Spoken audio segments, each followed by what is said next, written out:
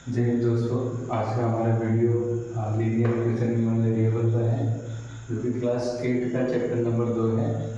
तो आज हम लोग आप वैसे तो आप लोग पढ़े ही होंगे, लेकिन हम बेसिक कॉन्सेप्ट के ऊपर बात करेंगे, जो कि इस चैप्टर में मेन इम्पोर्टेंट है। तो यहाँ पे हम लोग कुछ फार्मूला जो है, जो कि फार्मूला ही बोल सकते हैं इसको, जिसको ध्यान में रखेंगे हम लोग इस चैप्टर में। क्वेश्चन को सॉल्व करने के लिए ये सब जो चीज़ें हैं हमको आनी चाहिए, ठीक है। तो पहला जो यहाँ पे मेथड है कि अगर प्लस किसी इक्वलिटी में प्लस को दिखाया गया है, कि लेफ्ट साइड में प्लस है और इसको हमको राइट साइड में लाना है, तो ये माइनस हो जाता है, ठीक है। अगर लेफ्ट साइड में प्लस है, इसको हमको राइट साइड में, मतलब मान लो अगर 3 प्लस में है और हमको इधर लाना है राइट साइड में, तो ये माइनस का हो जाता है, ठीक है। तो इसी तरीके से हमको साइन का ध्यान रखना है। ये सब एक तरीके से नंबर ही हम लोग लेफ्ट और राइट कर रहे हैं। अगर माइनस में कोई नंबर है, अगर बराबर के इधर ला रहे हैं तो वो प्लस में हो जाता है, ठीक है। अगर मल्टीप्लाई है, बराबर के इधर लाते हैं तो डिवाइड हो जाता है। अगर डिवाइड है, इक्वल के राइट साइड में लाते हैं तो मल्टीप्लाई हो जाता है। याद करने का तरीका भी वही है, प्लस है इधर आया तो माइनस, माइनस इधर गया तो प्लस, माइनस है तो इधर आया तो प्लस, जस्ट इसी का उल्टा ला रहे हैं तो फिर से माइनस। अगर मल्टीप्लाई है इधर ला रहे हैं तो डिवाइड, डिवाइड इधर ला रहे हैं तो मल्टीप्लाई, ठीक है। इस तरीके से हम लोग इसको रिमेम्बर करेंगे। अब दूसरा आता है, अगर मल्टीप्लाई के केस में साइन का अगर आपस में मल्टीप्लाई करते हैं, जैसे अगर माइनस का मल्टीप्लाई माइनस में करते हैं तो आंसर किस में आता है? प्लस में आता है। अगर प्लस का मल्टीप्लाई माइनस में करते हैं तो आंसर माइनस में आता है। माइनस का मल्टीप्लाई प्लस में करते हैं तो भी आंसर माइनस में आता है, और प्लस का मल्टीप्लाई प्लस में करते हैं तो आंसर किस में आता है? प्लस में आता है। फॉर एग्जाम्पल, अगर मान लो हमको दे दे -3 का मल्टीप्लाई करना है हमको -3, ठीक है। तो अगर इस मेथड को हमको पता है, अगर ये मेथड हमको पता है तो ये क्वेश्चन कितने आसानी से बनेगा, देखेंगे। 3 का मल्टीप्लाई 3 का करेंगे कितना है? 9 है। अब minus into minus, minus into minus क्या आता है? प्लस। तो प्लस मतलब मेरा आंसर कितना है? प्लस का 9। और क्वेश्चन देखिए, अगर मेरा क्वेश्चन है -4 मल्टीप्लाई प्लस का 4, ठीक है। तो पहले नंबर का मल्टीप्लाई कर लेते हैं। 4 इंटू 4 कितना आ जाएगा? 16, ठीक है। और माइनस इंटू प्लस क्या आता है? माइनस, तो -16 आंसर। तो ये फॉर्मूला जो है, अगर हम इसको रिमेंबर रखें तो ये मेथड में हमको बनाने में बहुत ही आसानी है, ठीक है। बाकी इधर देखते हैं, अगर मान लीजिए कोई नंबर मेरे पास ऐसा है प्लस का 3 बराबर के इधर लाना है तो क्या आएगा? -3। अगर मान लो -5 है, इक्वल के इधर लाना है तो क्या आ जाएगा? प्लस का 5 हो जाता है, ठीक है। तो ये ध्यान रखना। अगर डिवाइड है, सपोज यहाँ पे अगर मान लो डिवाइड है 3/2 है, तो इधर आएगा तो जस्ट इसी का उल्टा मतलब 2/3 हो जाएगा, तो ये भी ध्यान रखेंगे। अब ये दोनों को समझ लिए हैं तो इधर हम लोग वन वेरिएबल के बारे में समझते हैं। वन वेरिएबल होता है तो यहाँ पे एक क्वेश्चन लिखा गया है जिसको हम लोग क्वेश्चन 1 लेते हैं, ठीक है। अब ये पूरे इक्वेशन में देखेंगे, ये वाला पार्ट हम लोग बोलते हैं इक्वलिटी। क्यों? क्योंकि इक्वलिटी को शो कर रहा है, इक्वलिटी को दिखा रहा है, ठीक है। इक्वलिटी बोलते हैं इसको, ठीक है। ये वाला पार्ट जो हम लोग बोलते हैं कोफिशिएंट, क्योंकि एक्स जो है वेरिएबल है, जो भी अल्फाबेट रहेगा उसको हम लोग बोलते हैं वेरिएबल। जो भी अल्फाबेट रहेगा किसी इक्वेशन में उसको हम लोग बोलते हैं वेरिएबल। ये वाला पार्ट को हम लोग बोलते हैं कोफिशिएंट। कोफिशिएंट का मतलब होता है इस नंबर के साथ ये गुणा है। गुणा मतलब यहाँ पे मल्टीप्लाई में है, इसको हम लोग क्या बोलेंगे?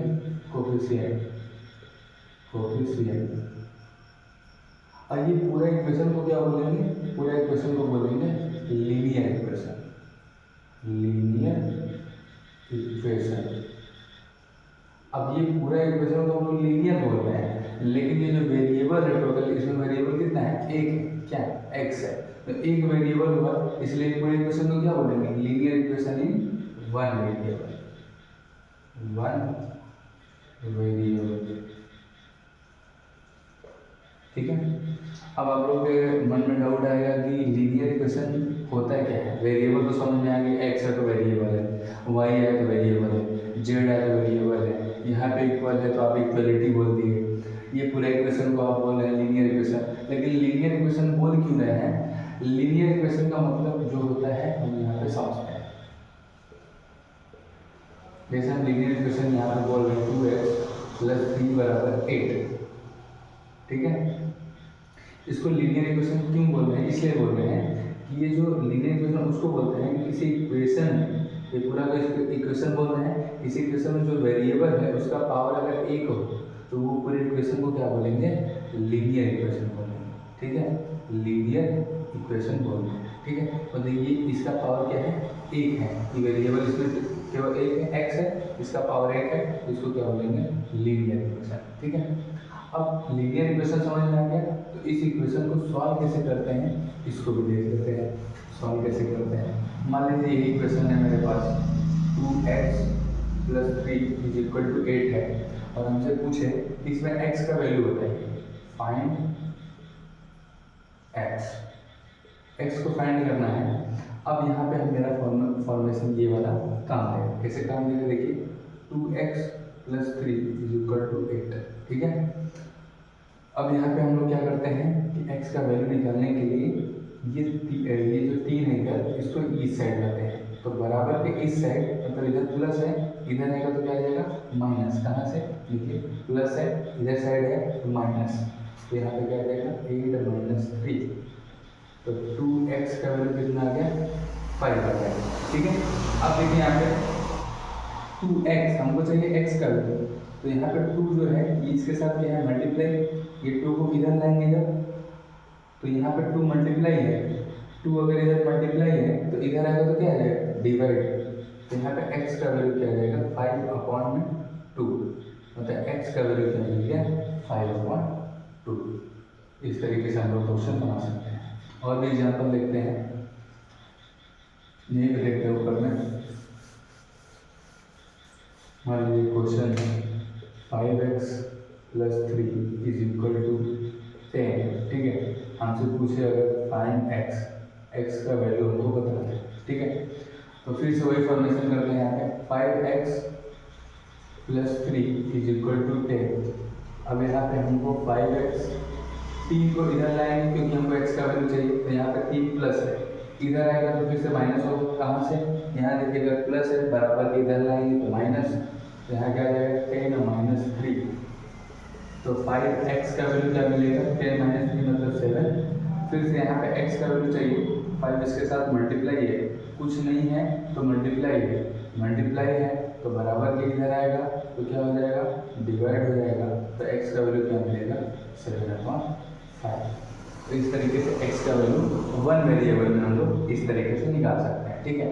कुछ क्वेश्चन आप लोग के लिए दे रहे हैं जो कि आप लोग ट्राई करेंगे, और बाकी जो है इसके बाद 2 वेरिएबल, 3 वेरिएबल और भी सारे जो भी हम टॉपिक पे वीडियो बनाएंगे वो हम अपलोड करेंगे। लेकिन आज के लिए आप लोग कुछ क्वेश्चन जो है अपने ट्राई करेंगे। 5x + 7 = 3, 25x + 3 = 50। 2 क्वेश्चन आप लोग ट्राई करेंगे। आज के लिए इतना ही, धन्यवाद। वीडियो अच्छा लगे तो सब्सक्राइब करें और लाइक करें और ज़्यादा से ज़्यादा शेयर करें, जिससे मेरा भी मोटिवेशनल बना रहे और हम मोटिवेट होते रहें और ज़्यादा से ज़्यादा वीडियो अपलोड करते रहें, जिससे आप तक सारा कंटेंट ईजिली पहुँचे। और आपको हम कोशिश करते हैं कि अच्छा से अच्छा कंटेंट बनाएं जिससे आपका बेसिक कॉन्सेप्ट जो है वो क्लियर हो, ठीक है। तो आप लोग मेरे साथ जुड़े रहिए और जो भी कंटेंट मैं पढ़ा रहा हूँ, जो भी वीडियो डाल रहा हूँ उसको अच्छे से पढ़िए और अपना कॉन्सेप्ट क्लियर करिए। धन्यवाद।